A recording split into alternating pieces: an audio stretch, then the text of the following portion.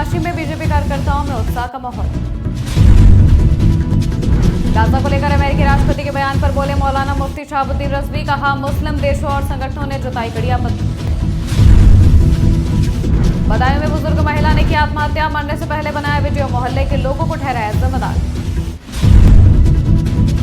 कानपुर देहात में 3.5 किलोमीटर तक के हाई टेंशन तार की चोरी। 110 गांव की बिजली ठप। चोरों ने तार काटने में 12 खंभे भी तोड़े। नमस्कार, स्वागत है आपका आज की खबर में। मैं हूं आपके साथ महिमा शर्मा। बढ़ते उत्तर प्रदेश की बड़ी खबरों की ओर। दिल्ली विधानसभा चुनाव और मिल्कीपुर उपचुनाव में भारतीय जनता पार्टी की ऐतिहासिक जीत के बाद जश्न का माहौल है। वहीं काशी में भी भाजपा के कार्यकर्ताओं में उत्साह का माहौल देखने को मिला। इस दौरान जिला मंत्री शिवानंद राय के नेतृत्व में कई कार्यकर्ताओं ने मुंशी प्रेमचंद जी की प्रतिमा पर माल्यार्पण किया। वहीं ढोल नगाड़े और पुष्प वर्षा के साथ एक दूसरे को मिठाई खिलाकर खुशी का इजहार किया। हम लोग यहाँ एकत्रित होने का सिर्फ एक ही माहौल है कि दिल्ली से लेकर मिल्कीपुर तक का भाजपा का, भारतीय जनता पार्टी का रास्ता माननीय मोदी जी के नेतृत्व में साफ हो चुका है। केजरीवाल की घर वापसी हो गई और इवन हुआ ये कि उनकी अपनी खुद की एक जमानत नहीं बचा पाए और आम आदमी पार्टी की सरकार बनाने की बात कर रहे थे। और मिल्कीपुर भी उपचुनाव हम लोग माननीय योगी जी के नेतृत्व में जीत चुके हैं, जिसके लिए प्रदेश सरकार और दिल्ली में बैठी केंद्र सरकार दोनों को धन्यवाद देता हूँ कि मोदी जी के नेतृत्व में इतनी अच्छी फिर से ये सरकार बन गई। और 27 साल का जो हम लोगों का सपना हुआ करता था कि दिल्ली में सरकार बनाएगा, आज वो पूर्णतः सफल हो चुका है। तो हम काशीवासी, चूंकि हमारे सांसद हैं माननीय नरेंद्र मोदी जी, इसलिए अत्यंत उत्साहित हैं कि दिल्ली की जनता ने मोदी जी के विकास के नाम पर पूर्ण बहुमत से जिताया है। इसके लिए मैं दिल्ली की देवतुल्य जनता को और भारतीय जनता पार्टी के प्रत्येक कार्यकर्ता को कोट कोट बधाई देता हूँ। दिल्ली में 27 सालों के बाद विधानसभा चुनाव में भारतीय जनता पार्टी ने बड़ी जीत दर्ज की है। भारतीय जनता पार्टी ने कांग्रेस, सपा और आम आदमी पार्टी को भारी मतों से हराया है। इस दौरान सहारनपुर में बीजेपी पार्टी के पदाधिकारी कार्यकर्ताओं में खुशी की लहर देखने को मिली, जहां उन्होंने ढोल नगाड़ों के साथ आतिशबाजी करते हुए एक दूसरे को मिठाई खिलाकर दिल्ली में हुई जीत पर खुशी जाहिर की। दिल्ली वासियों को और पूरे देश को सर्वप्रथम तो बधाई।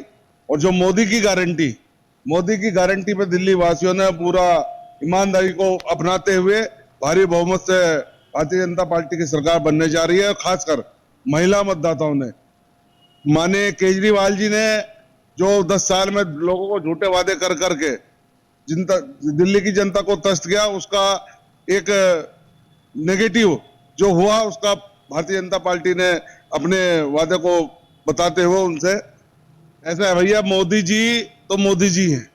मोदी जी का अभी टीवी पे डिबेट में आ रहा था, मोदी जी के पास विश्वास की वो छड़ी है, जहां भी वो चलाते हैं वो दिल्ली नहीं पूरे भारतवर्ष में, विदेश में, अंतरराष्ट्रीय स्तर पे भी मोदी जी का मैजिक है। और मैजिक को हिंदुस्तान के सभी स्टेट में लोग मानते हैं। देश की जनता ने, दिल्ली की जागरूक मतदाताओं ने, देश की जनता ने पुनः भारतीय जनता पार्टी की नीतियों में नरेंद्र भाई मोदी के विकास का जो एक नारा है, सब लोगों को साथ लेके चलने का, महिलाओं को, पिछड़ों को, गरीबों को, दलितों को, सबको साथ लेने का नारा है, जो उसके प्रति अपना विश्वास जगाया है। जिसके कारण आप देख रहे हैं आज जो पार्टी थी, वहां सत्ता में पार्टी थी, भ्रष्टाचार का गठबंधन बनाकर जिनके आधे मंत्री जेल में रहते थे, जेल से चलाया करते थे, मुख्यमंत्री भी जेल में रहते थे, जेल से सरकार चलाते थे, उनको 2 का आंकड़ा पार करना भी मुश्किल हो रहा है और शायद नहीं पार कर पाएंगे। और जो सो कॉल्ड देश की सबसे बड़ी पार्टी है जिसने देश को तबाह किया था, वह अपना खाता भी नहीं खोल पा रही है।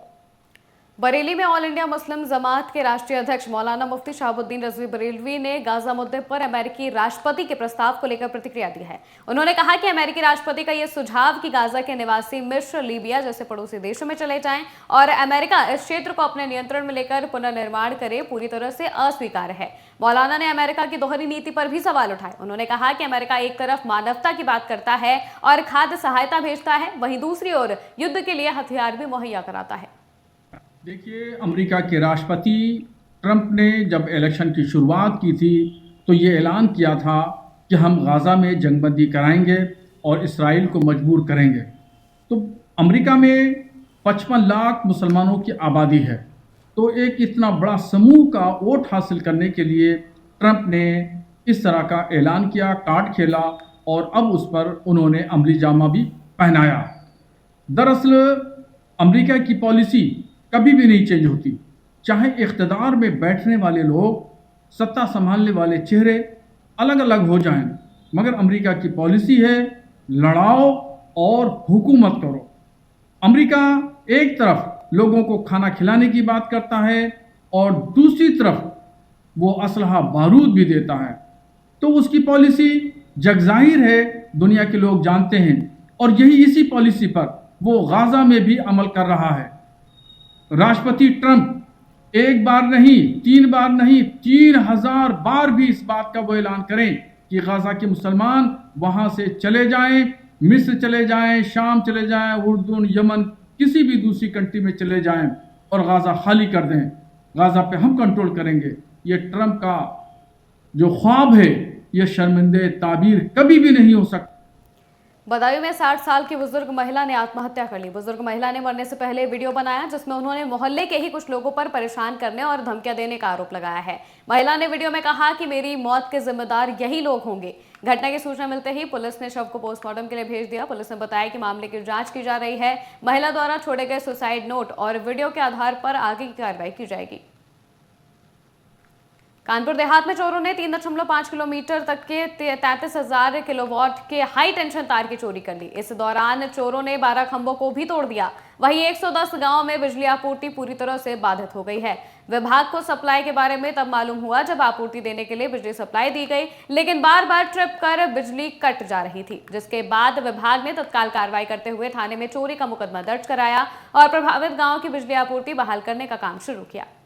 यहाँ पे चोरों के द्वारा 33 केवी लाइन के विद्युत पोल तोड़ दिए गए हैं और लगभग उसी पोलों से संबंधित विद्युत तार कम से कम 3.5 किलोमीटर के आसपास 33,000 के तार चोरी कर लिए गए हैं काट करके। ये लगभग 110 गांवों को जोड़ती है, ये ऊर्जीकृत करती है।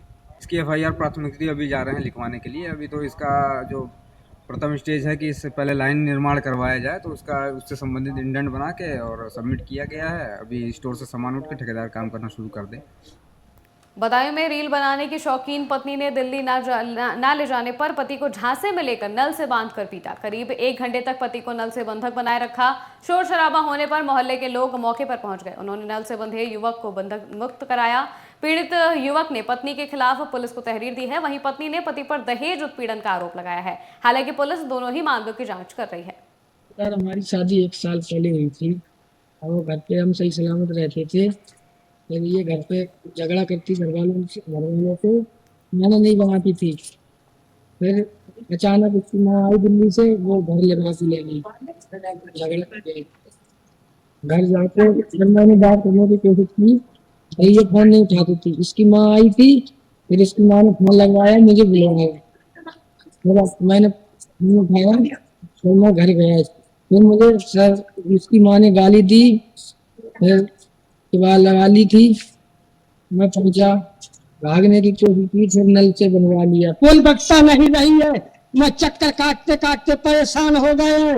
वो आती है और कहती है कि आती है चली जाती है, उसकी माँ भी आती है। अब मुझे धमकियां देती है। मुझे बहुत परेशान हो चुका हूँ। अब मैं क्या कहूँ कि आत्महत्या कर लूं। मेरे 3 छोटे छोटे बच्चे हैं। मैं इतना परेशान हो गया हूँ, मैं जीना ही नहीं चाहता। कैसे जीऊं, हम क्या करूं? अब मुझे कैसे मेरे बच्चे पलेंगे? मुझे वो धमकियां देती है। मैं क्या करूं सर? मेरे बच्चे के लिए किसी ने सूचना दे दी तो मेरे पास जब पुलिस पहुंच गई तब छुटा के लाई। नल से किसी ने सूचना किया था तो मेरा बच्चा बंधा मिला। उसके किसी ने वीडियो डाल दी, वो वीडियो में मेरा सलाका हो गया। अगर मेरी पुलिस मदद नहीं करती तो मुझे मेरा बेटा नहीं मिलता। हरदोई में एक युवक ने खुद को गोली मार ली, जिससे उसकी मौके पर ही मौत हो गई। वहीं मामले की सूचना मिलते ही पुलिस मौके पर पहुंची। इस दौरान पुलिस ने शव को कब्जे में लेकर पोस्टमार्टम के लिए भेजा। इस दौरान पुलिस को बताया गया कि मृतक का उसके माता पिता से अक्सर घरेलू विवाद हुआ करता था, जिसके चलते उसने खुद को गोली मार ली। हालांकि पुलिस मामले की जाँच पड़ताल में जुटी है। आज दिनांक 8/2/25 को थाना शाहाबाद के ग्राम नवादा से सूचना प्राप्त हुई कि एक व्यक्ति द्वारा स्वयं को गोली मार ली गई है। पुलिस तत्काल मौके पर पहुंची। मौके पर परिजनों द्वारा बताया गया अर्जित सनाफ विमलेश द्वारा स्वयं को तमंचे से गोली मार ली गई है, जिससे उसकी मृत्यु हो गई है। परिजनों द्वारा यह भी बताया गया कि अर्जित के माता पिता के बीच में अक्सर वाद विवाद रहता था। इस बात से अर्जित खिन्न रहता था। मौके पर फील्ड यूनिट को बुला लिया गया है। पुलिस द्वारा पंचायतनामा और पोस्टमार्टम की कार्रवाई कराई जा रही है। अग्रिम वैधानिक कार्रवाई प्रचलित हुई। चंदौली के निजी अस्पताल में बच्चे को जन्म देने के दौरान महिला की मौत हो गई। इस घटना से नाराज परिजनों ने अस्पताल में तोड़फोड़ कर हंगामा कर दिया। इस दौरान परिजन मुआवजा दिलाने और अस्पताल के खिलाफ कार्रवाई की मांग कर रहे थे, जिसके बाद पुलिस ने मृतका के शव को कब्जे में लेकर पोस्टमार्टम के लिए भेजा। बता दें कि परिजनों का कहना है कि बिना परिजनों की सहमति के महिला का ऑपरेशन किया गया और जब महिला की मौत हो गई तो डॉक्टर और नर्स दोनों ही फरार हो गए। सहारनपुर के आरटीओ विभाग और ट्रैफिक विभाग की संयुक्त टीम ने वाहन चेकिंग अभियान चलाया, जहां गलत रूट पर चलने वाले ई रिक्शाओं के चालान किए गए। बता दें कि सहारनपुर को जाम से मुक्त करने के लिए आरटीओ विभाग और ट्रैफिक विभाग की संयुक्त टीम ने जिले में चलने वाले ई रिक्शाओं के रूट डाइवर्जन किए हैं और 13 रूट में डाइवर्ट किया गया है, जिससे सहारनपुर में ई रिक्शाओं की वजह से लगने वाले जाम से निजात मिल सके। देखिए, जनपद सहारनपुर के शहरी क्षेत्र में जो ई रिक्शा की संख्या निरंतर बढ़ रही है, जिसकी वजह से काफी जाम लगता था, तो वरिष्ठ पुलिस अधीक्षक महोदय के निर्देश में इस पूरे रूट को हमने 13 रूट पर डिवाइड किया था और इन 13 रूट पे हमने अलग अलग इनको रूट नंबर अलॉट किए हैं। आज की चेकिंग इस बात में है कि जो रूट इनको अलॉट है वो जनरली ज़्यादातर ई रिक्शा उस रूट पर ना चल के उससे अलग दूसरे रूटों पर चल रहे हैं, उनको जैसी सवारी मिल रही है वो उस रूट पर चले जा रहे हैं। इसी को लेकर अभियान चलाया गया है कि उनको हम ये रिस्ट्रिक्ट कर सकें कि अपने। सहारनपुर में पुलिस द्वारा बेटी बचाओ बेटी पढ़ाओ अभियान को लेकर एक जागरूकता रैली का आयोजन किया गया। पुलिस लाइन से एसएसपी ने हरी झंडे दिखाकर रैली को रवाना किया। इस अभियान का उद्देश्य बेटियों की सुरक्षा, शिक्षा और अधिकारों के प्रति समाज को जागरूक करना था। रैली में बड़ी संख्या में पुलिसकर्मियों ने भाग लिया। साथ ही पुलिस की टीम ने विभिन्न स्कूलों में जाकर छात्राओं को जागरूक किया। महिला शक्ति अभियान के अंतर्गत एक बेटी बचाओ बेटी पढ़ाओ अभियान की एक जागरूकता रैली पुलिसकर्मियों के द्वारा यहाँ पर निकाली गई, जो यहाँ से घंटाघर तक जाएगी और इसका मुख्य उद्देश्य लोगों में बेटियों के प्रति, उनकी शिक्षा के प्रति एक जागरूकता का अभियान चलाना है, जिससे कि लोग शिक्षित हो सकें और अपनी बेटियों को पढ़ाने के प्रति उत्तरदायी और जागरूक हो सकें। इसमें जो हमारी टीमों के द्वारा विभिन्न स्कूलों में जाकर भी वहाँ पर जागरूकता और अवेयरनेस कार्यक्रम चलाए जा रहे हैं और भविष्य में भी इस तरह के कार्यक्रम चलाए जाएंगे। इसमें विभिन्न स्कूलों में जब जाते हैं तो वहाँ पे महिला संबंधी जो अपराध होते हैं, छेड़खानी या इस तरह के जो चीज़ें होती हैं, उसके प्रति जागरूकता फैलाई जाती है और कहाँ पर वो छात्राएं शिकायत कर सकती हैं, इस बारे में भी उनको जानकारी दी जाती है। हमारे जो ट्विटर हैंडल हैं या फिर हमारे जो विभिन्न तरह के प्लेटफॉर्म हैं, वहाँ पर शिकायत कर सकते हैं, 1090 है, इस तरह की जो चीज़ें बताई जाती हैं। उसके बाद उनका कैसे कार्रवाई की जा सकती है, ये सब चीज़ें उनको बताई जाती हैं, जिससे कि वो जागरूक हों और अपने अधिकारों और कर्तव्यों के प्रति भी जागरूक रहें। बरेली के 4 लेन हाईवे के किनारे बने बेशकीमती मकान पर कब्जा करने की नीयत से दबंगों ने 2 जेसीबी मशीन चलवाकर मकान तोड़ दिया। मकान में सो रहे लोगों को हटाए बिना इस कार्रवाई को अंजाम दिया गया। विरोध करने पर दबंगों ने हथियारों और लाठी डंडों से जमकर दहशत फैलाई और पथराव भी कर दिया। इस दौरान महिलाओं के साथ भी छेड़छाड़ की गई। वहीं पुलिस के पहुंचने से पहले आरोपी मौके से फरार हो गए। हालांकि पुलिस ने 12 लोगों को नामजद और 20 अज्ञात लोगों के खिलाफ संगीन धाराओं में मुकदमा दर्ज कर लिया है।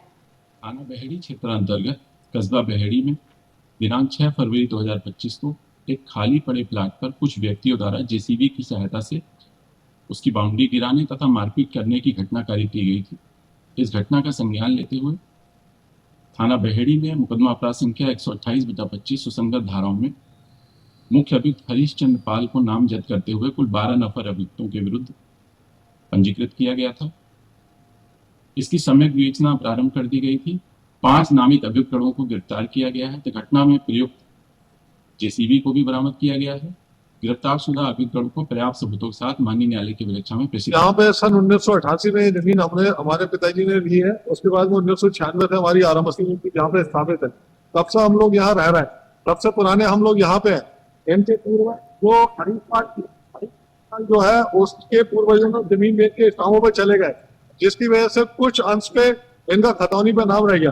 तो आक्रोशित होकर हमारे ऊपर आक्रमण कर रहे हैं ये लोग, गलत नियत से जो हमारी जमीन पे कब्जा करना चाह रहे हैं। इसलिए हमारा जो मकान ये सारा तोड़ दिया। लखीमपुर खीरी के युवा भाजपा नेता और समाज सेवी कमलेश कुमार मौर्य ने अपने गांव प्रीतमपुरवा से अयोध्या और प्रयागराज महाकुंभ में जाने वाले श्रद्धालुओं के चरण धोकर चंदन वंदन करते हुए अंग वस्त्र ओढ़ाकर फूलों की माला पहनाकर स्नान के लिए बस से रवाना किया। इस दौरान समाज सेवी कमलेश कुमार मौर्य को प्रत्येक श्रद्धालु ने मात्र 1 रुपए की धनराशि आशीर्वाद स्वरूप भेंट की। वहीं समाज सेवी कमलेश कुमार मौर्य ने बताया कि इसी तरह अगली बस पहले अयोध्या फिर प्रयागराज महाकुंभ के लिए 21 फरवरी को शाम गाँव प्रीतमपुरा से रवाना होगी। क्यों बना के दिया मैं बता रहा हूँ आपको, क्योंकि ऐसा इस बस में सारे लोग पढ़े लिखे नहीं है, ठीक है। तो मेला में यदि इधर उधर हो जाओ कोई, ठीक है, क्योंकि मेला ज़्यादा है, ठीक है। तो इसमें नंबर लिखा है, ड्राइवर का नंबर लिखा है, हेल्पर का नंबर लिखा है, प्रेमू का नंबर लिखा है, सुनील का लिखा है और अरविंद का नंबर लिखा है, ठीक है। तो वहाँ कोई भी पुलिस वाला हो या बूथ हो या किसी भी आदमी से आप बोल देना कि भैया इस नंबर पर जरा फ़ोन करके बात करा दो, हम बिछड़ गए हैं, ठीक है। तो कोई भी आदमी आपको बात करा देगा। अयोध्या व प्रयागराज में बहुत ज़्यादा सुविधा है, कहीं कोई दिक्कत नहीं है आप लोगों को। बस कोशिश करना कि सब लोग एक साथ रहना, ठीक है। और कोई आदमी इधर उधर बिछड़े तो फ़ोन इस पर कर सकता है। ये कार्ड हमने इसलिए दिया आपको बना करके, ठीक है। दूसरी बात, ये जो बस जा रही है सबके सहयोग से जा रही है, हमारे सहयोग से नहीं जा रही अकेले, ठीक है। इसमें सबने पैसे दिए, सबने योगदान दिया है, ठीक है। आप लोग जब जाएंगे आराम से जाएं, आराम से आएँ। यदि कल को कोई दिक्कत होती है, कोई प्रॉब्लम होती है, ठीक है, इसके सब लोग जिम्मेदार होंगे, ठीक है। हमारी कोई जिम्मेदारी नहीं होगी। हम बांदा में विद्याधाम समिति की महिला कार्यकर्ताओं ने डीआईजी चित्रकूट धाम मंडल को ज्ञापन सौंपा। वो मुंह पर पट्टी बांधकर विरोध प्रदर्शन करते हुए डीआईजी कार्यालय पहुंची और विद्याधाम समिति के कर्ता धर्ता राजा भैया यादव और उनके सहयोगियों पर हो रहे फर्जी मुकदमों को निष्पक्ष जांच की डीआईजी से मांग की, जिस पर डीआईजी चित्रकूट धाम मंडल ने मामले की निष्पक्ष जांच का आश्वासन दिया है। डीआईजी कार्यालय पहुंची महिलाओं ने पूरे मामले को फर्जी और राजा भैया यादव एवं विद्याधाम समिति के खिलाफ षड्यंत्र बताया है। सीतापुर में लंबे वक्त से जर्जर स्थिति में पड़ी पुलिस चौकी का उद्घाटन हुआ है। बता दें कि पूरा मामला खैराबाद का है, जहां ब्रिटिश कार्यकाल की हटौरा पुलिस चौकी थी। वहीं एसपी सीतापुर और खैराबाद कोतवाल अनिल सिंह और खैराबाद नगरपालिका अध्यक्ष प्रतिनिधि के सहयोग से नवनिर्मित हटौरा चौकी का उद्घाटन किया गया। बता दें कि इससे पहले भी एसपी सीतापुर द्वारा 2 पुलिस चौकी का उद्घाटन किया जा चुका है।